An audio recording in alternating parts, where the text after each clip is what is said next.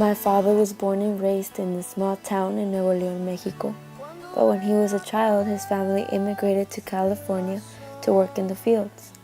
My grandmother was a second-generation migrant and an American citizen. Her immigration status allowed my father to gain his double citizenship.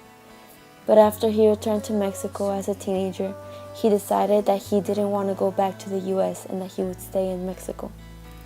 My mom grew 30 minutes away from him in a small town in the mountains. After they got married, my parents decided that my father would work in the U.S.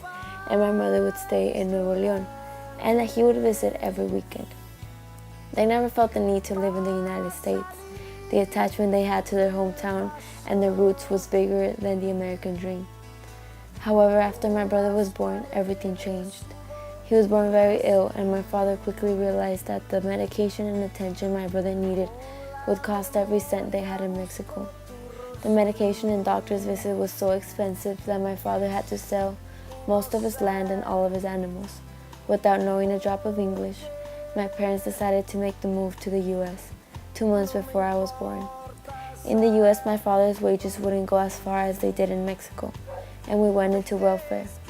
I never realized we lacked money or financial stability when I was younger, much less that we were struggling. Now as an adult, my mother confesses to me all they had to do just to put food on the table. The countless loans that my parents took out just to open their own business, only for the recession to hit months later. Having to file for bankruptcy took a toll on my family, but my strength-filled mother, my gracious warrior, went to work without knowing a drop of English. And she was able to provide for us for a couple years until the economy got better and my dad could find a job again. My parents' incredible work ethic inspires me, that if I ever become a fraction of what they are, I would consider myself a success.